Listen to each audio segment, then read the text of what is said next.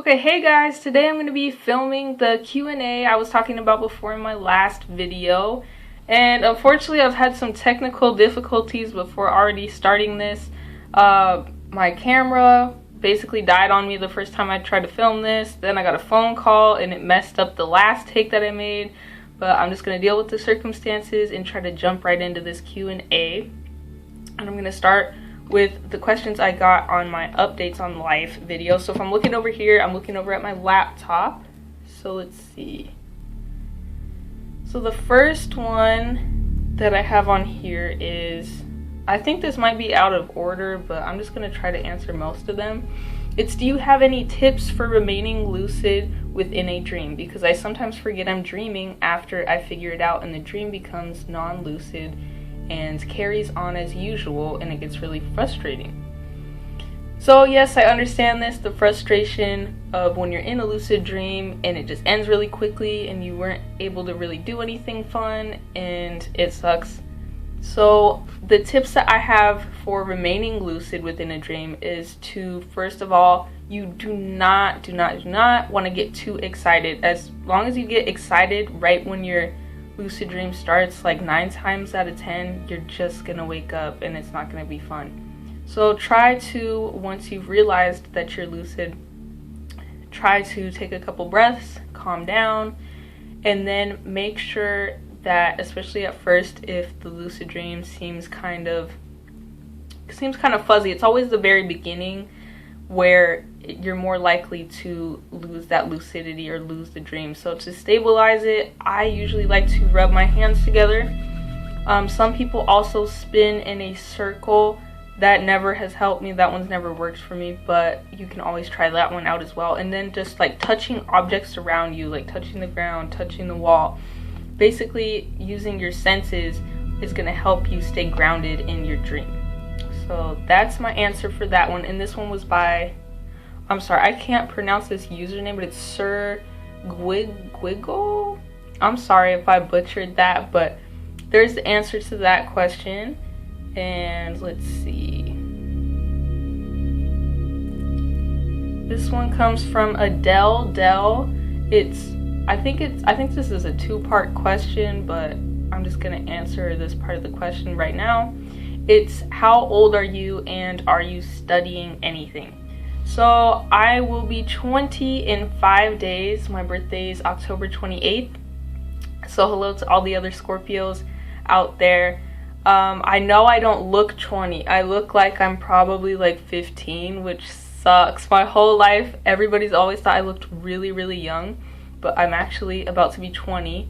And are you studying anything? I'm taking online classes at community college right now. I used to take classes like actually in a classroom, but this semester, just to kind of free up my schedule, I'm just taking online classes, and I don't have like a major figured out yet per se. I'm still figuring it out, so I'm mainly just taking like my general education classes.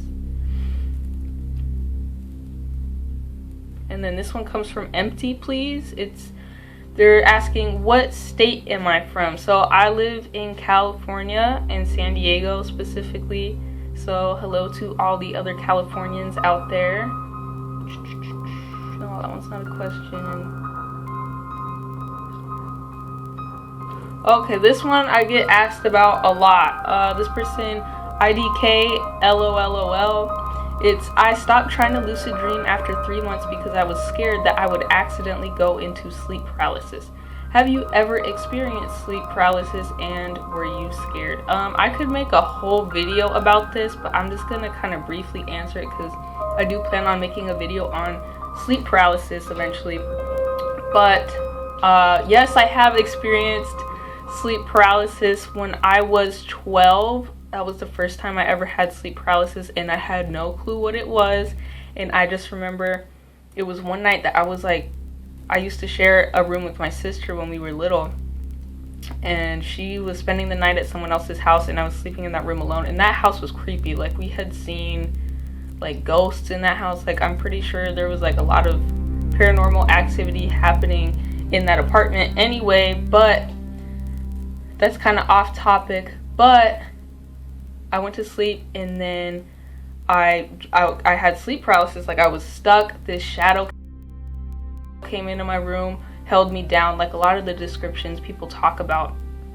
And yes, I was very scared, and then this continued on for about 3 years. I would get it like once in a while, usually like once a month, once every 2 months, I would get sleep paralysis.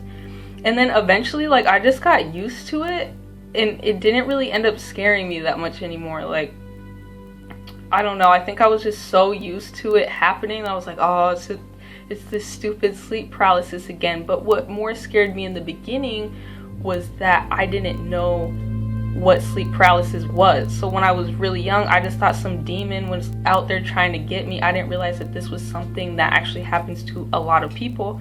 And, you know, you can actually use sleep paralysis to enter a lucid dream. But at the time, I didn't know any of this, and so I used to be really afraid of it when I was really young.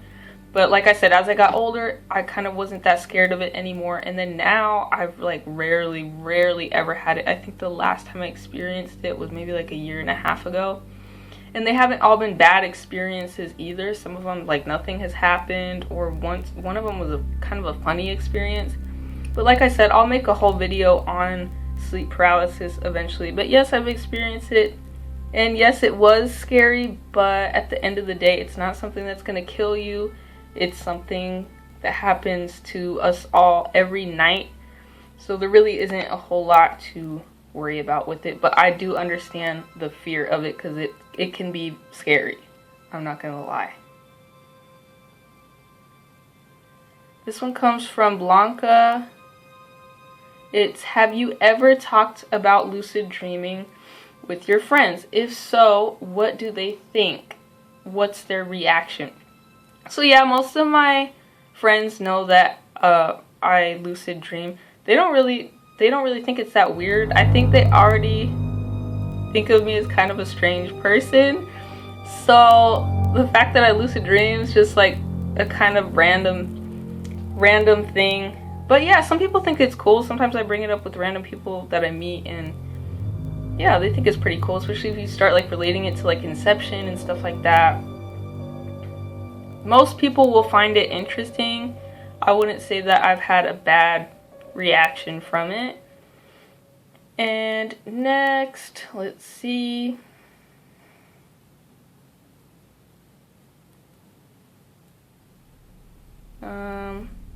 There's another similar question. Are you in college? If yes, then what do you want to be? So yeah, as I said, I'm in college. And again, I don't know what I want to be. Like, I'm trying to figure out my purpose in life and what I actually really want to do. But it's so difficult to figure it out. I'm just giving it time and kind of seeing where that takes me.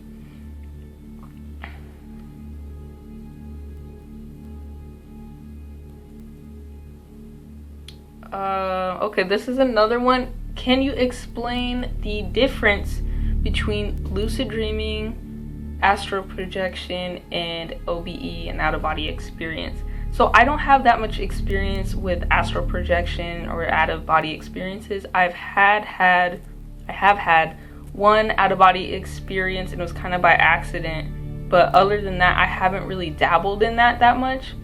But I do know that with lucid dreaming, it's you becoming conscious in your dream world, in your dream plane.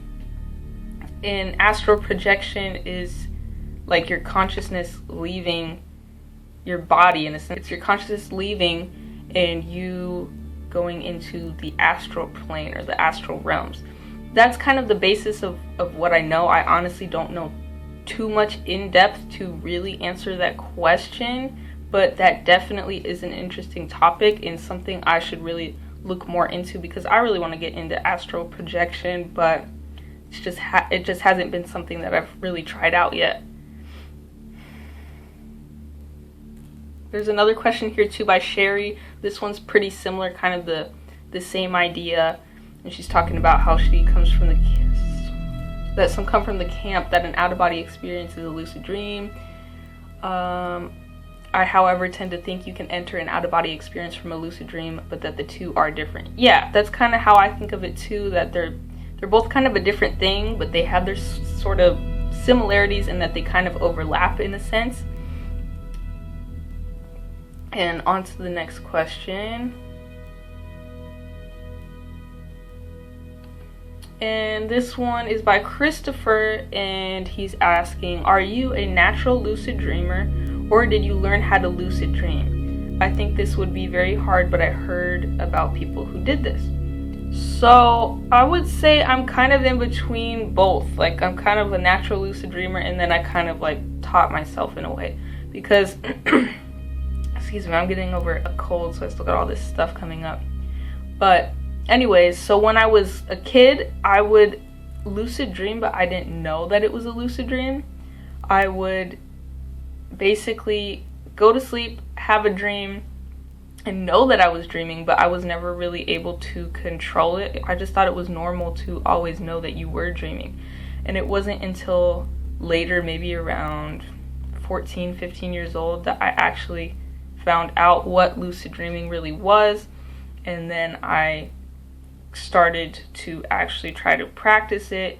And then one day when because I still, like, even though I had them a lot when I was a kid and knew that I was dreaming, as I got older that kind of went away, but it would still happen once in a while. So then once I was learning about lucid dreaming, the next time that I was aware in my dreams that I was dreaming, I decided to control it. And that's that one in my first video where I'm talking about, like, I created a tsunami, and that was like my first official lucid dream where I actually knew what I was doing.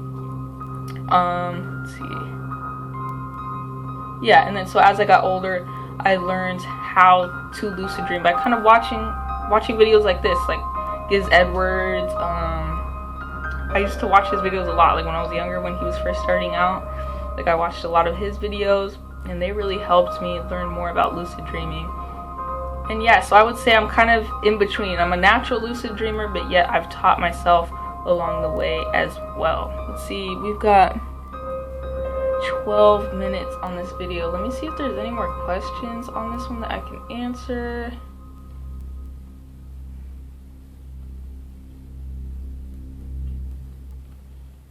I think there might be some on my other one, so let me, because I could probably answer like one or two more.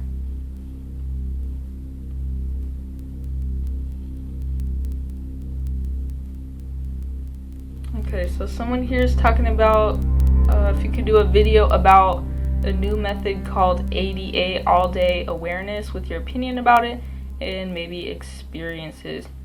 Okay, so I have not yet heard about this method. I feel like I've heard of something like similar to this, but I have not practiced that method per se.